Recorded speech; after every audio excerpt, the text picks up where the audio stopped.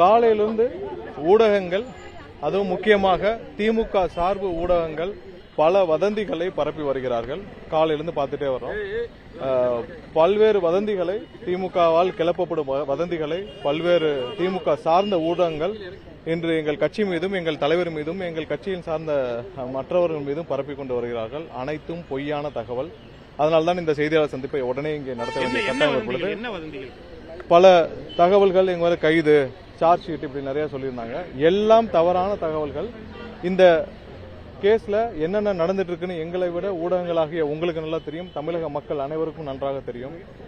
ஏதோ கிளி ஜோசியத்துல கேட்டுட்டு ஊடகத்துல பதிவு பண்ற மாதிரி இன்னைக்கு பல திமுக சார்பு ஊடகங்கள் ஏதோ கிளி ஜோசியத்துல கேட்டுட்டு போடுவாங்க. அவங்க மனசுல தோன்றதெல்லாம் போடுவாங்க. சொல்ல முடியுமா? நான் சொல்றேன் எந்தெந்த ஊடகங்கள். சன் டிவியும் தினகரனும். சன் டிவி கைதுன்னு போடவே இல்ல, கலைஞர் செய்திகளும் முடிச்சுக்கிறேன்.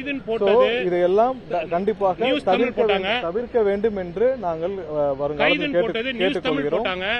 அடுத்ததாக சார்ஜ் ஷீட் ஃபைல் பேர் இருக்குன்னு சொல்லி போட்டது நியூஸ் 18 போட்டாங்க.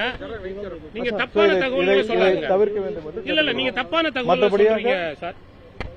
கேட்க வேண்டும் என்று கேட்டுக்கிறோம். வேற ஏதாவது என்னங்க? இல்ல சார், நீங்க வந்து தவறான தகவலை சொல்றீங்க. அந்த மாதிரி அதாவது ஃபர்தரா இது வரைக்கும் கொஞ்சம் சும்மா அடுத்ததாக இதுவரை அடுத்த எந்த சம்மனும் இல்ல.